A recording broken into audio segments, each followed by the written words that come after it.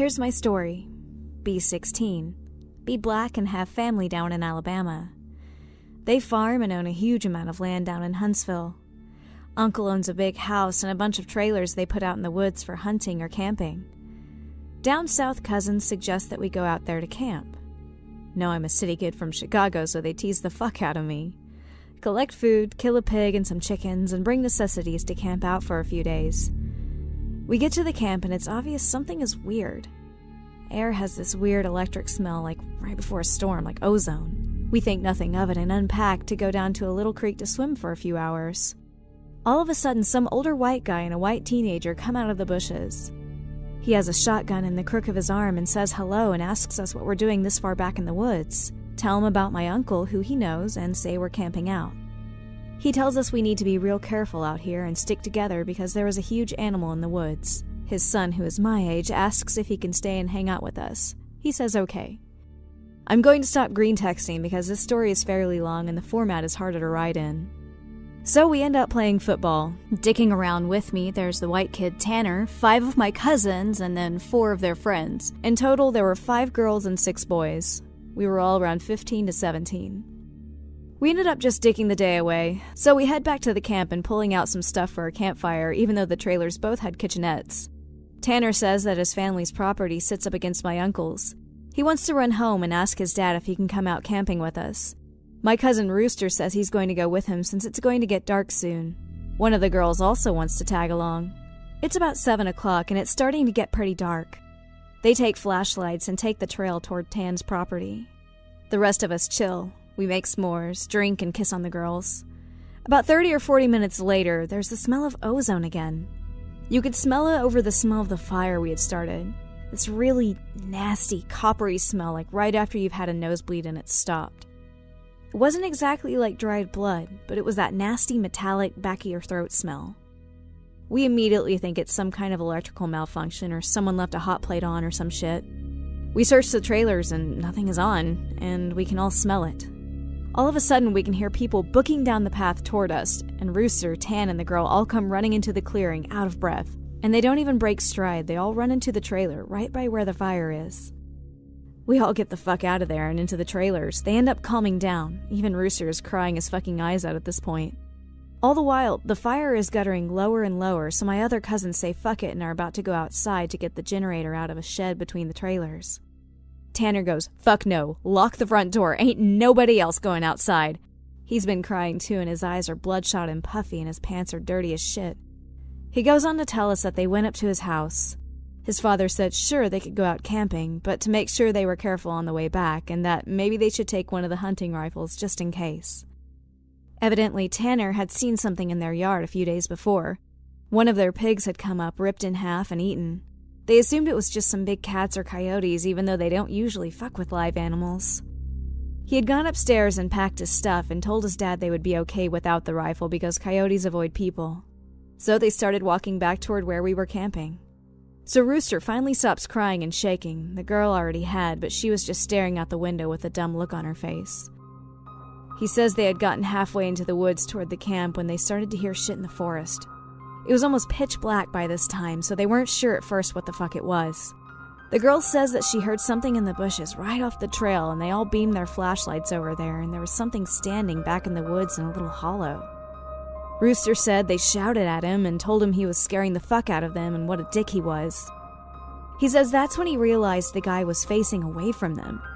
So they keep walking, and they start smelling the nasty coppery ozone smell. They say that they look off into the forest on the opposite side, and it's a dude standing in the forest backwards slightly closer to the path. So now they start power walking, and Tan keeps going. I should have taken the fucking rifle. As they're telling the story, the smell is still super strong, even inside the cabin. They say that after they started walking faster, a kind of low gibbering had started coming from both sides of the wood, and as they started booking it back to the trailer, the girl said she had flashed her flashlight out into the woods to the side of them and they had seen something jerking itself through the woods. The gibbering just got louder and louder, and when they could see the light from our campfire, something had come out of the woods about 40 yards behind them onto the track, and they had just flat out ran as hard as they could to the trailer. So we're out in the fucking woods, and we're assuming at this point it's some rednecks or some shit trying to fuck with us. All of a sudden, my other cousin Junior starts going on about how he went to school with a native kid that was telling him about the goat man or some shit. We promptly tell him to shut the fuck up because we don't need any spooky talk right now. But he just keeps going on and on about how it's the fucking goat man and how we're in his woods and blah blah blah. Now at the time, I had never heard of this goat man or any of that, but then a couple of years ago, the year before I graduated from college, I had a on for a roommate and I ended up asking him about it. And to sum it up, it's basically a fucking man with the head of a goat and he can shapeshift and he gets among groups of people to terrorize them. It's also supposed to be kind of like the Wendigo and it's bad mojo to even talk about it and even way worse if you see it. Keep in mind, I didn't know this back then when I was 16. So my cousin is going, the goat man's going to get in and fucking get us. The girls are all terrified and my cousins and I are all fucking trying to figure out if it's just some hillbillies or if it's some animal. So all of a sudden the smell just goes away. Like, to this day, I haven't even experienced anything like it. Like, usually smells fade away or lessen. It just literally was there 1 second and not the next. So it's after an hour, making it around 9 or 10. We stopped shitting bricks enough to go back outside and stoke the fire again. We figure it was just some assholes trying to fuck with us, so we don't go back home, because we think if we do, they'll chase us through the woods or some crazy shit. Nothing else weird happens that night, and we stay another night. And for the main part of the night, nothing happens. At about 1 in the morning, we're outside getting drunk and telling ghost stories. As someone's finishing some too spooky story, I don't remember what about, the smell comes back. It's so fucking strong that one of the girls literally starts vomiting. I stand up and you can actually feel how clammy the air is. I say we should get inside and this just isn't right. We should have just fucking left. We all go back inside and we're standing around. My cousin just keeps going on about how it's the goat man. And my cousin Rooster tries to shut him the fuck up, and all the while I'm just feeling that something is wrong and I can't figure out what the fuck it is. We end up sitting in there for a while and the smell is just as strong, and we're terrified and all huddled in this camper. And we end up cooking brats for everyone because nobody wants to go outside. It's one of those packs with 4 brats. We have a total of 3 packs. I grill them up on the stove and give everybody a hot dog. I get mine. After a while, one of my cousins gets up and goes over to the pot to get another one. He starts grumbling about how I got 2 brats and everyone else only got 1, and I look at him like he's fucking stupid. I tell him that everyone only got 1 because there are only 12 brats, and if he wants more, he should open up a new pack and cook some more. That's when the girl that had been out with Rooster and Tan just starts screaming, "Oh Jesus! Oh Lord, get it out!" She's crying and shivering, and then it dawns on the cousin standing up what the fuck is wrong. Me and him both glance around the room, and then I feel my heart fucking sink. I run the fuck out of the cabin and the girl runs out with us. The trailer door is banging against the side of the trailers. Everyone books out of the cabin. One of my cousin's friends asks us what the fuck was wrong. I start counting us. There's only 11 now. I shit you not, my cousin verified. There had been 12 people in the cabin, but being that everyone didn't really know each other well, nobody had really noticed the whole fucking time that there was an extra person. And then I realized earlier that I had kind of noticed something was off. You know how when you're just dicking around having a good time and you don't sweat the smallest shit and you don't always keep track of certain stuff? I'm dead sure that someone else had been in the trailer with us and that they had been there for at least a fucking day eating with us. What makes it worse is I couldn't figure out which one because I don't think anyone ever actually interacted with the other person or the goat man. The girl kept praying to Jesus and we were all sitting outside. Eventually we get big-ass sticks and go back in the cabin, but there's nobody in there. We count again and there's 11 people. We go back into the trailer and lock the door. We explain what the fuck happened, and the girl says that she realized too, and that when he was about to say something, the person sitting next to her had grabbed her leg hard and leaned over toward her and said something she couldn't understand. So we are pretty much scared as fuck as we huddle together and I fall asleep. When I wake up, the sun is just coming up and half the people are asleep and the other half are packing her shit up. We all want to walk back home, but like 4 people want to stay until the sun is all the way up. And some people think that we're just fucking around and still want to stay at the trailers. I just want to get the fuck out of the woods. The girl's name was Kira, the one that the goat man had touched. Anyway, I asked her if she really thinks it was something bad, and she just says she wants to go home and she doesn't want to be out in the woods alone for another night. So we decided to split up. The 4 that want to go can go, but I have to stay because I have the keys to the cabin and it's my uncle's and I have to lock up. I'm super pissed at this point because I feel like people aren't taking this shit seriously, and I definitely didn't want to be out in the woods for another night. I spend the rest of the day trying to convince the rest of the people, now 4 girls and 4 guys, to get the fuck out of Dodge. Tanner leaves with him to go get a rifle and says he's going to be back. So there are just 7 of us left by 4 p.m. At around 5 p.m., he hasn't made it back yet, and we're getting extremely fucking antsy. And the only reason I stopped begging them to go back was because he went to go get a gun. It's about 5:30 p.m. or so when the one cousin that did stay says the girl Kiara is outside. We all look outside, and sure enough, she's standing by the fire pit with her back to the cabin. I'm thinking to myself, if she was so fucking scared, why the hell would she come back? And then I get this nasty feeling in my gut. Keep in mind, the whole time the coppery smell has been gone. Now I realize I can smell just a twinge of it. I say this to the rest of them and everybody, and these are the people who wanted to stay in the fucking woods after we had the goddamn goat man in our midst, is laughing at me and asking if I set this up to scare them. I'm looking at them like I'm not fucking bullshitting you at all right now. I ask them why the fuck would I play like that? So one of the girls goes outside to get Kiara. She's halfway to her and stops cold. Kiara starts heaving. I don't know how the fuck to describe it. Sort of like if someone with their back turned was laughing without actually making sound. It was this fact that made me realize there was not a fucking sound in the whole woods. It was dead silent. This was like later in September, so it was still fairly hot at the time, but it was super chilly some days too, and you could usually hear big-ass geese honking or some kind of birds or squirrels chit-chatting. So I step out the door and tell her to come back in the fucking trailer right goddamn now. She backs up into the trailer and we lock the fucking door. We pull down all the shades except for one, and put a guy there in a chair to watch her. She stands there for another 20 minutes or so. The guy turns to say that she's still there, and there's a huge fucking bang on the door.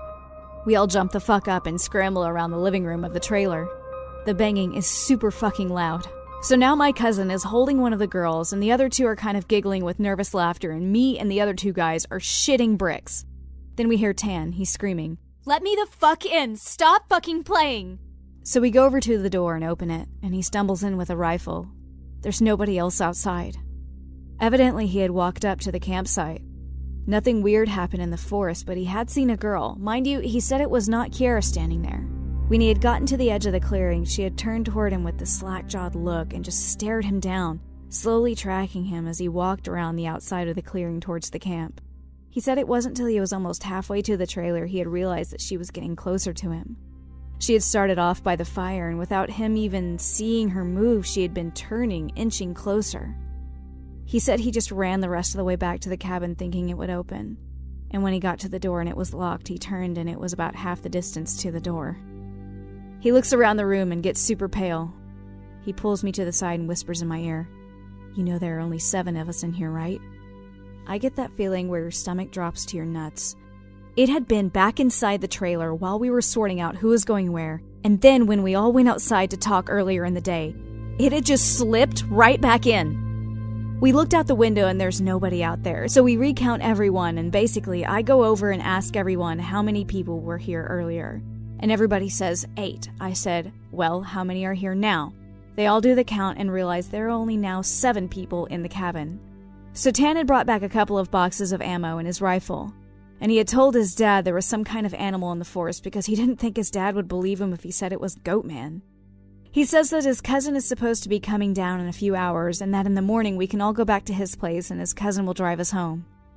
Now I'm really fucking terrified, but I at least feel better because we can be American and shoot the fuck out of whatever it is if it comes back. But then my cousin gets into this huge argument with one of the girls because she thinks that I'm trying to be funny and prank them, and that she's getting really scared and that I'm not funny. He keeps telling her that I'm not that kind of person, and she says, "Well, how do we know the girl wasn't just Tanner in a wig? Or if it's really the goat man, how do we know that this is the real Tanner and that goat man didn't just kill Tanner in the woods and take his gun?" So we fucking get into a huge argument about this, where me and Tan are like, we could seriously be in danger because at the very least someone has been sneaking themselves into our fucking trailer without us knowing and mingling with us. And at worst, something bad is in the forest fucking with us. One of the girls is crying and saying she wants to go right now, and we're trying to tell her we shouldn't because none of us are walking through the woods in the middle of the night. At this point, the sun is starting to go down and it's getting a little cloudy out. We eat something and turn on the radio for a while, but we can't really get a station out there with anything decent. So we turn it off at about the time that Tan's cousin shows up. He was like 19, I think. At this point, the sun is just barely over the horizon, and he has one of those heavy-duty lantern flashlights and another rifle. He walks up to the trailer, and we whisper to Tan, asking if he's sure that's his cousin, and he says yes. The guy looks behind him and all around the camp, then walks in. He kind of glances at all of us and looks a little confused. He says, "Where's your other little buddy at? I figured she would meet me up at the cabin. She a little slow or something?" He also asked whether we had been cooking blood in the cabin because it smelled like blood in hot pans all the way up the trail. We're all like, fucking nope, but we ask him what the fuck he's talking about with the girl he saw. He had come down the same trail Tan had been using, and he had come up on one of Yu's guy's buddies standing in the middle of the trail, looking at him slack-jawed. He had asked her a bunch of questions, but all she did was just look at him. Then she smiled at him, and he said he kept walking. She couldn't seem to keep up with him and kept lagging a little behind him. He said he asked her if she was hurt or something and if she needed any help, but she had continued to stare. Eventually, he had been walking and turned around a bend in the trail, but when he turned around and went back to see if she was okay, the trail was empty. He'd assumed she had taken some shortcut through the woods to our trailer. We tell him the whole story of what's been going on, and I half expected him to say we were full of shit, but he just listened and then sat down on the couches in the living room. Tanner's cousin gets back to the girl. He says when she had kept trying to lag behind him, it had kinda weirded him the fuck out. So he tried to keep her in front of him, but no matter how slow he walked, she was always lagging a little behind. And he smelled this nasty smell, and it got stronger as he got to the camp. Eventually it got really strong. She had said something really low that he didn't catch, and when he had turned around, she had been right the fuck up on him, and he stepped back from her. It was at this point that he asked her if she was okay, and if she wasn't, him to carry her back the rest of the way, and she just kept staring. He said he reached out for her, as in to grab her on the shoulder, but he must have misjudged the distance because she was off to the side of where he had put his hand, like she had moved while he was looking dead at her. So at this point, we know this shit's real unless Tan is playing a joke, which we can tell he's not because he's almost pissing his pants. So they load up their rifles, we eat some more, and we just kind of sit around until about 11. To this fucking day, every time I think about this, I really pray to God that it's some huge prank that my cousins played on me and just never revealed so I would shit for the rest of my life. At around 11, the stink of copper turns into an actual nasty, gross, blood-like smell, like cooking blood and singed hair. Tan and his cousin Reese get the fuck up instantly and grab the rifles. There's like a half-knocking, half-clawing at the door, and I shit you not, there's this voice. And it sounds like when you see those YouTube cats and dogs whose owners teach them how to talk. It says in this halting, weirdly toned voice, "Let me the fuck in, stop fucking playing."